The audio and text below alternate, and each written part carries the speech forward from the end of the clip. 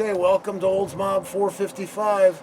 We're out in a location where we found a 73 Olds 442 back panel that we need, back tray that we need, this back seat area, this channel. This will save so much time of metal fabricating.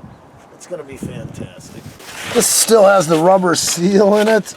But I mean, all this fabrication that we were thinking about having to make, this solves a lot of problems. It's rusty, but it's still, this is all good. This is, somebody hacked ours all up.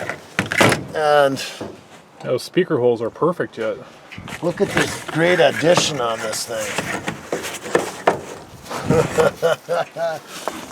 There's some chrome bits. Yeah, that's the way it's supposed to look behind the back seats. We'll have that all fixed.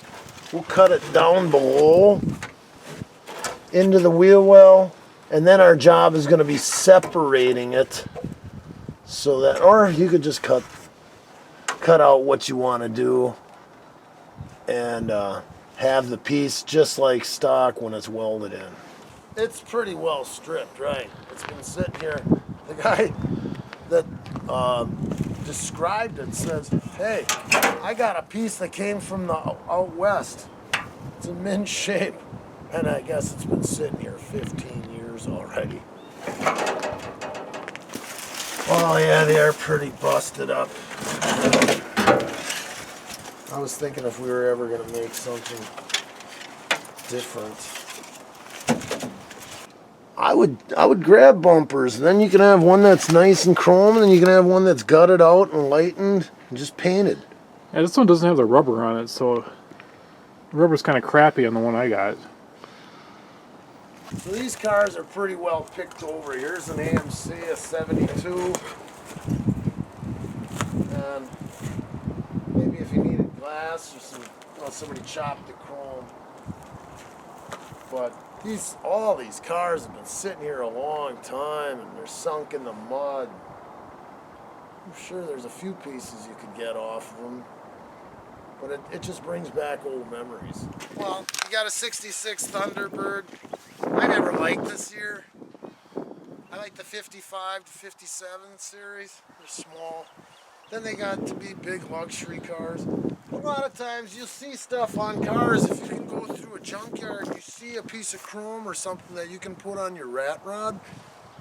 This is where a junkyard, you could hunt around and take parts off and use them on your project. A lot of places, they're so commercialized now, they got everything in racks. They're a recycling center. These old junkyards are getting harder and harder to find.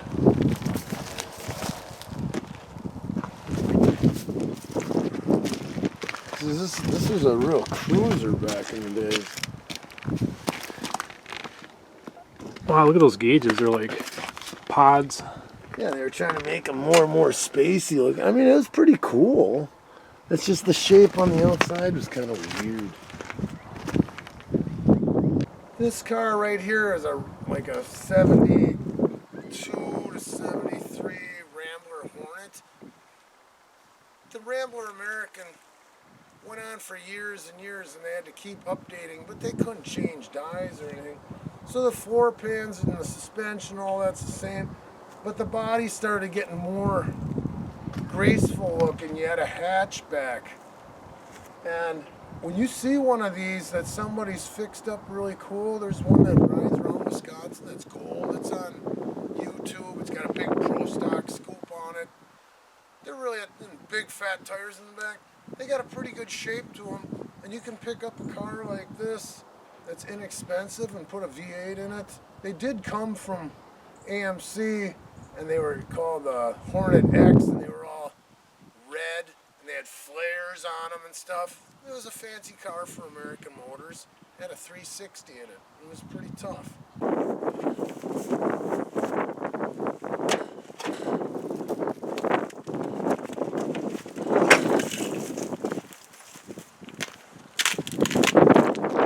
Here's a 76 Cutlass.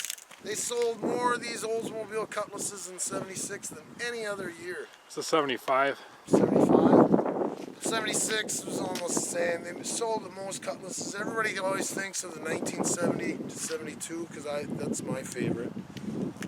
But this is where they sold the most. Everybody laughs at this colonnade style. And, you know, you could pick up mirrors or that's about it. Yeah, how much left here? Yeah, sport mirror. Someone was asking about those. Time a dozen in a junkyard like this. Man, was that thing trashed. The whole front end got busted off. This will get rusted off. Yeah. Look at how you had the mufflers right up to the header. Probably sounded pretty tough. Got another one. This is so heavily pitted. The rust, it's got the same issues. Must have been a place where water sat in. By the time you got the glass out of here, you'd find out. If you didn't have one or it was one that's worse, this would work. You'd have to be in there crawling around getting the seat out. But we got options. See, this is another situation. You can tell this was a Landau roof where it's half vinyl, half metal. And where all the vinyl roof was, it rusts out underneath it. I hate vinyl tops. It's just like any manufacturer. With GM, you got Chevelle, there's Cutlass, there's Buick Century, Oldsmobile. I can't even think of all of them. But they just changed a little bit of the hood, a little bit of the fender, but the core, you know, stamping underneath has the same bones. And this is different. It's got a little opera window instead of the big full glass. This is rotted out here. This channel's good here. You'd have to get the chrome off to see what, it's most likely rusted in this corner. I actually like this, but talk about blind spots. Same thing. You know, you're taking a corner or you're gonna change lanes, you always gotta put the directional on, gas it, and pull over because the mirrors really aren't all that big and you can't see it, you know, when a guy's, there's always some asshole that rides right here. So the bigger window does give you more visibility, but this I think looks cooler. So here's a 70 to 72 Vega. It might even be a 74 because the front headlights started to get more aerodynamic. But it was just like the Model T. People would take a small vehicle, put a V8 engine in it. My brother had one, went like a scalded cat.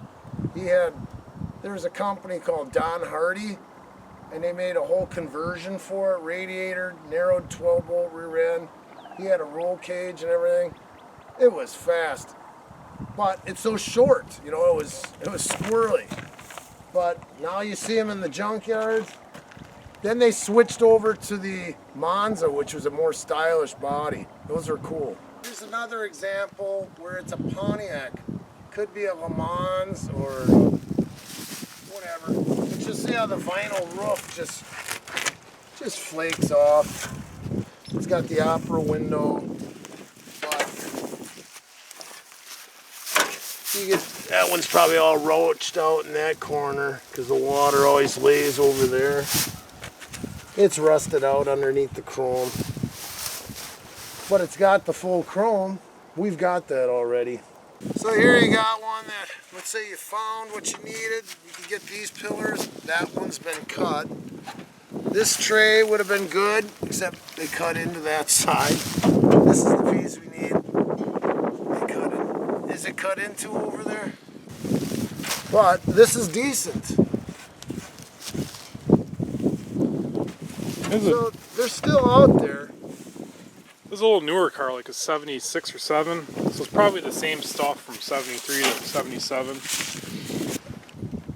This is a Buick Special. It's better than the rest of them. It's special. So I don't know exactly what year it is. It's in the early 90s, but this was a Ford Thunderbird. And I was just walking by and I was telling him, I go, I remember NASCAR when I was interested in it. I was always for Chevys. But when these Fords came out, you can see they had gone to a style. A lot of cars had these, they call them NACA ducts or NACA ducts.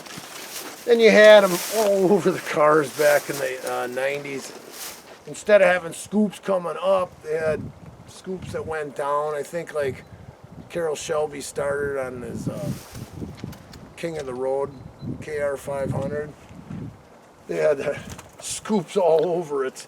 But I would watch NASCAR and Fords were winning like you wouldn't believe it. It bummed me out because I always wanted Chevy to win. But this was the style of the car that was, can't even do what it's doing. But somehow this thing was a slippery car.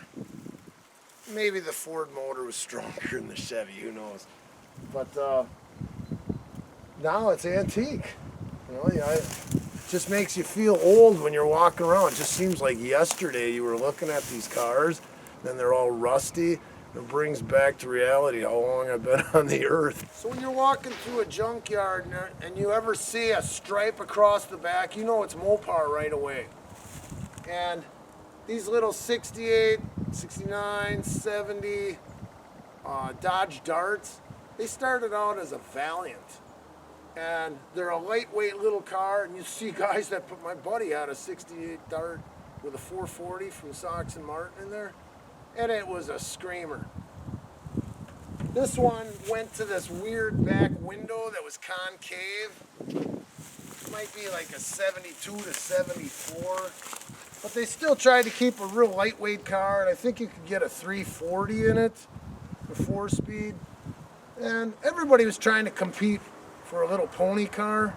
And actually Mopar was the first one with their Barracuda. Then Mustang just took over and everybody thought of Mustangs. But I like these little Dodge Darts, they were cool. When you look at a 73, it was a big departure from the 72 Chevelle. But normally they had a metal front nose on a regular Chevelle. When you got a Laguna, you got this Endura front nose on it. And it's a bunch of perforated metal, injection molded with this Endura plastic on it. So it was nice until you hit something and the paint cracked. And you'd have cracks in the plastic, but you can buy a fiberglass replacement for them.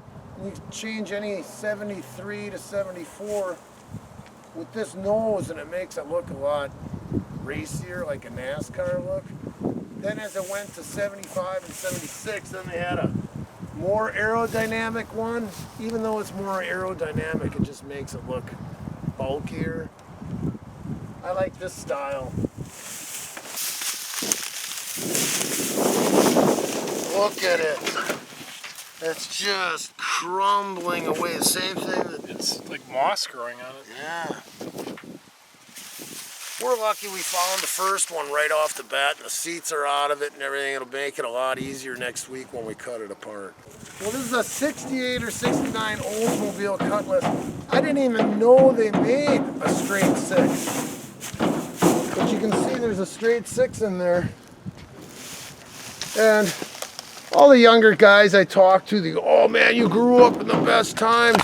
Why didn't you have like a 454 Chevelle or a Camaro? Even though they were $3,000, that was like $30,000 when you're a kid. Most of the vehicles, they had the shape and everything. They look cool, and guys would put big tires on them and stuff. But you had a weak 350 with a 2-barrel. As you got money, you might put a 4-barrel on it. It didn't change that much. They weren't that fast. Well, back in '55, when Cadillac made a big car, even has gold lettering. Elvis Presley drove one of these. He bought one for his mom, pink. And I mean, if you wanted, when you see one of these going down the road, most of the guys that have them are like rockabilly style, and they got them lowered, they got them on airbags and stuff. This is a cool car. Then they went all the way to 59 where the fins were just giant. But this just had the beginning of the fins. It's a little